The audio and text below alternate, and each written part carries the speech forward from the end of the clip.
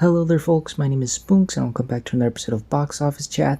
This is the show where I break down the top 5 domestic box office results, see where each movie landed, and see how well each movie did, so let's get started. Number 5 was Godzilla x Kong: The New Empire, making $2.6 million this weekend, adding to a domestic total of $191 million and a worldwide total of $558 million. Godzilla x Kong lives to see another day in the top 5, still hanging in there despite stiff competition, so much so that competition was also about CGI apes. But regardless, this helped the film get a bit closer to a couple more milestones. Not only is it now $9 million away from surpassing the 2014 Godzilla film, but also $9 million away from surpassing the $200 million milestone. We'll see if it has enough juice in the tank to get there, judging by how long it's been in the top 5 and the staying power it's had. It's looking likely. It's going to be a slow crawl to get there, but it's looking very likely.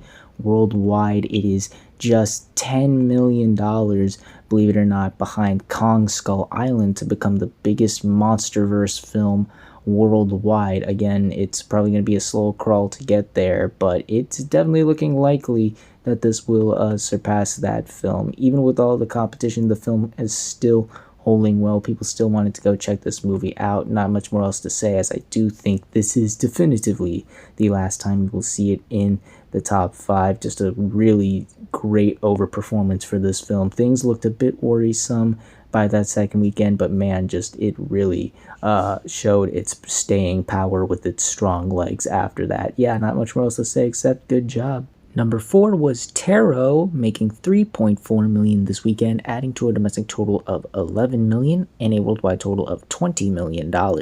So Taro actually stuck a lot better than I thought. It only dropped 48% from its second weekend, which, given the word of mouth and the response to the film, is a godsend. The fact that this movie was able to hold that well. I was expecting a big plummet, big drop off for this, but it was able to hold well, maintain its core audience at least, which is great. And another great thing is that this movie only costed $8 million, and it's already doubled that worldwide. This movie is a certified box office hit. Even though it's not as big as some other horror films, this is still a success nonetheless, so congratulations there. I suppose it's going to be able to make a profit, I guess, in the coming weeks. It adds to the fact that when it comes to horror movies, you do not need the biggest budgets out there, and you obviously do not need to be really good. Considering the reception for this movie, you can still make your budget back. It'll be interesting to see how this movie does this weekend with the new horror movie coming out this weekend. More on that later. But yeah, as is, even though it's still not doing great compared to a lot of other horror films last year and even this year, this is still a success nonetheless, so good job, I guess. Number 4 was Challengers, making $4.3 million this weekend, adding to a domestic total of $37 million and a worldwide total of $68 million. So the film is still holding well. It only dropped 42% from last weekend, which is pretty good if I do say so myself, even with, the stiff competition. This is showing itself as solid counter programming, and because of that, it's about to surpass the $40 million milestone domestically, and further down the road, I can definitely see this surpassing $50 million for sure, which would be good considering the film costed $55 million to make. On the worldwide side of things, it has already surpassed its initial production budget and is now about to surpass $70 million worldwide, and I think if it continues doing as well as it has been, it could get to $80 million, which is impressive for the type of movie this is. The problem is the initial budget, $55 million. That is not the doubling point for this movie. Had this film costed significantly less, like I said last week, if this was like Abigail, where it was just $28 million, this would be a much better story. But unfortunately, the budget for this was just, I think, a bit too ambitious given the type of movie and the type of audience for it, But, still, it's proving itself to be a sleeper hit nonetheless. I'm still impressed by the performance this movie has, given it's a somewhat rom-com thriller about tennis. It did better than I think some people expected it to, especially with the opening. The word of mouth definitely seems to be there with this movie. People are still going out to see it. It's gonna have a tougher challenge as we get further into the summer, I'm sure. But as for right now, it's doing okay. It's not great, but it's not terrible either. Number 2 was The Fall Guy, making 13 million this weekend, adding to a domestic total of 49 million and a worldwide total of 103 million dollars. So things definitely look better than they did last week for The Fall Guy. It's about to surpass 50 million domestically, and it has already surpassed 100 million worldwide, which is good because the movie cost 130 million. It's sure to surpass that worldwide, and it was only able to drop 51%, which is about what you would expect for a big summer blockbuster. That this is good. The word of mouth is catching on. People are starting to recognize this movie, and I'm sure it's gonna continue to have some solid legs throughout the rest of its box office run. But like Challengers, I think this film's biggest enemy is the budget, more so than Challengers, because even if this movie was like Challengers, $55 million budget, this would be a much better success story. Even with the disappointing opening, this would be like, oh, it's rebounded, people are going to check it out, it's about to double its budget. But because it costs $130 million, this movie is just going to be struggling, unfortunately. I just think they were just way too ambitious with the budget for this. I think even with a $90 million budget, this would have fared a bit better for the film's success rate. So yeah, even though things are looking better for the film, again, the word of mouth seems to be there, and it's looking like it's gonna hold well, and again, doing much better than I think a lot of the doom and gloom that everybody felt with the opening. It's just not enough. This movie's still gonna struggle to get to that doubling point. Hell, it's struggling to surpass its initial budget. Granted, it's gonna get there, obviously, but it's just such a high budget. I just think they were way too ambitious with this film's production budget. If they scaled it back, I think this would have been a much better story, but as is, it's still not doing great. So yeah, even though it's a step in the right directions and things are looking a bit better for The Fall Guy, it's still not in a good place right now, unfortunately. And finally, let's end the video off with the number 1 movie of the weekend, which was Kingdom of the Planet of the Apes, opening with $58 million this weekend domestically and $131 million worldwide. This is now the biggest opening weekend for the summer, topping The Fall Guy and Taro. In terms of the Planet of the Apes films as a whole, going back to even the Tim Burton film, this is the 3rd biggest opening in the franchise, topping War for the Planet of the Apes and Rise of the Planet of the Apes, but still sitting behind Tim Burton's Planet of the Apes and Dawn of the Planet of the Apes. That's definitely not confusing at all.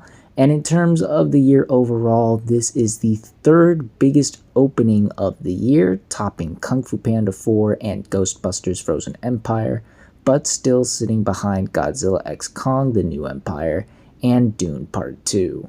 Now the summer has officially started, as this definitely met in with my expectations. I knew there would be a bit of an increase after War for the Planet of the Apes. There just seemed to be a bit of the buzz there. It wasn't able to reach the heights of Godzilla x Kong or Dune Part 2, but I don't even think that really matters because, after what happened with The Fall Guy, the fact that this movie was able to overperform to this degree is very needed and very appreciated. Just the buzz and the marketing was all there. People really wanted to go and check this out, and this was clearly the movie everyone wanted to start their summer with, and people seem to be doing that. And because of the film's $160 million budget, it's already made the majority of that, so I'm sure it'll be able to surpass that worldwide by the end of the week.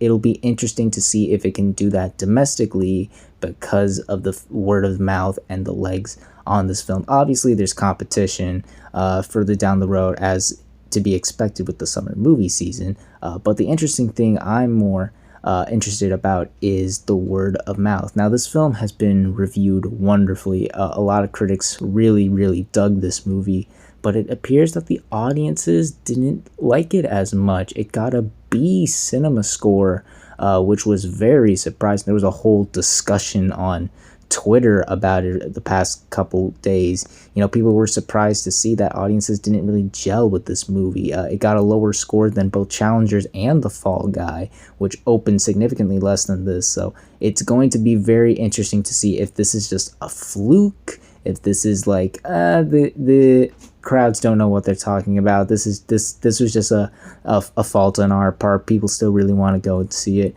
or if this is an indicator of like, oh yeah, people just did not really like this movie. This is not as strong as those other Planet of the Apes movies. It's going to be very interesting to see where the movie goes from here, especially next weekend. Even though there isn't a lot of big competition, there is competition, of course, for the rest of the month, but it's not as strong as, I think with Memorial Day, with Furiosa, if you know what I mean. But it's definitely going to be interesting to see how this movie does this weekend. Will it hold well? Will it plummet? It all depends on the word of mouth. It ain't looking pretty good for the film, cinema score wise, but again, a lot of other movies, Challengers didn't have the best cinema score, and that film was able to prevail. So we'll see what happens in that regard. That's definitely something to keep an eye out on. But as far as the opening, this is a great start, not just for the summer, but for the movie in general. It's that big opening I think we were all hoping to see eventually after, April, where it was just a slog of just nothing really popping out, and this movie really bringing out the crowds, bringing the audiences, definitely much needed. And because the movie, it was expensive, but it wasn't so expensive. It's definitely going to make its budget back, definitely going to double that very soon worldwide, hopefully, if the international audiences like it better than what the domestic audiences is. Again, gonna be interesting to see where this movie goes from here in regards to its opening and the word of mouth and the reception from audiences. But as for its opening, in general, great start. And those were your top 5 domestic box office results for this weekend, but we're not quite done yet, as we've got another week ahead of us and new movies hitting theaters. And this weekend, we've got 3 new major wide releases, folks, so bear with me. We got a lot to talk about here. The first being Back to Black, the new musical biopic based off of the life and story of Amy Winehouse. I am not expecting a lot for this movie, unfortunately. This reminds me more so of the Whitney Houston biopic, more so than the Bob Marley biopic. I'm not seeing a big marketing push here, haven't been getting a lot of ads or promos for it, and I'm not really seeing a lot of buzz for the film either. Just doesn't seem like a lot of people, even the hardcore Amy Winehouse fans, are really excited to see it. And for those who have seen it, because it's released early internationally, those who have seen it did not like this movie. There doesn't seem to be a very strong positive response with this movie. A lot of people, especially her fans, felt the movie was not very good, and I feel like that's really going to affect this film's performance. I know it's been doing pretty well overseas, especially the UK, but as far as domestically, I'm not sure if it's really going to bring it. I'm not seeing the hype for this film, unfortunately. Then there's The Strangers Chapter 1, the newest installment of the Strangers franchise, and of course, being a Chapter 1, this is a prequel showing the origins of the Strangers. Ooh. Now, it's been a rough year for horror as of late. Nothing has really broken out or really brought in those Megan, Scream 6, Evil Dead Rise numbers, and while I don't think this movie's going to do what those movies did, there is potential for this movie to do better than most of the horror films this year, because it's based off of a franchise, a beloved horror film, especially the first one, The Strangers. I know it has its own little cult following, its own little fan base, so I'm sure people, the diehard Strangers fans, are going to go out and see it. And I think because it is related to that film, some casual viewers, maybe some casual horror fans, might be interested in checking this out. The marketing has also been pretty solid. They've been doing a really good job of promoting it. I've been seeing a lot of stuff for it recently, and yeah, there is potential here. I think we could see a potential sleeper hit here. Not expecting what we got last year with horror, but there is potential here. I do think there's interest with this movie. I do think the marketing has been pretty good for the type of movie this is, and yeah, I wouldn't be surprised to see this movie do a bit better than expected. Yeah, again, not expecting big numbers here, but wouldn't be surprised for this movie to do better than most people think it would. And then lastly, there's If. Yep, that's the title. This is a new family film from, believe it or not, John Krasinski, about two people who can see kids as imaginary friends, and they try to help them find new kids to be their friends for, since their other kids forgot about them. This is undeniably the biggest wild card of the summer. There are so many ways I can see this movie overperforming and underperforming. So starting with the positives, the fact that this is the first kids movie to come out since Kung Fu Panda 4, which, may I remind you all, came out 2 months ago, is definitely going to give this a boost. I think a lot of families are more than eager and are really begging there to be a new kids movie out, so they don't have to keep constantly having going back to see Kung Fu Panda for the 7th time probably. And with this being the first new kids movie since then, this is definitely going to give it that boost. The marketing has also been surprisingly fantastic. I've been seeing a lot of stuff for this movie. They've really been doing a good job promoting this. They did a little funny Super Bowl commercial that tied into an episode of The Office. They've been doing some tie-ins with IHOP and Baskin Robbins. They've been doing a good job. They want people to go and check out this movie. I also think there is some buzz with this movie, because it's from John Krasinski. I'm sure there are a lot of people who are curious. Okay, he just did a horror movie. I'm wondering if he can do a family film. And I think because of the imaginary friends, the designs, and all the creativity with how the animation looks on them, I'm sure it's going to be appealing to a lot of families, especially a lot of kids. And yeah, those are the things I see working for this film. The problem is that it's an original film, and that's a tough sell for a lot of people. It's definitely a tough sell to get them out on that first weekend. And also, this movie faces direct competition with Garfield the week after, not to mention it's also Memorial Day weekend after, so some families are probably going to be busy celebrating the holiday. And there's also, because it's original and not a big franchise, there's a chance that a lot of people may pass on buy this movie and not give it a chance in theaters. So yeah, there's a lot working for this movie and a lot working against this film. I'm gonna be leaning a bit more on the positive side, because it is a kids movie, and we've seen time and time again, with like Elemental and Migration, how these types of movies may start rough but quickly find their audience. So I think there is a possibility for that to happen with this movie, but I also think, there's a possibility that it might not happen. So it's definitely going to be interesting to check out how this movie does this weekend. But we'll see how well this movie does, as well as the rest of the movies that land in the top 5 on the next Box Office Chat. And that's going to do it for this week's episode of Box Office Chat. What did you all think of the results? Were you satisfied, unsatisfied? Comment down below and let me know.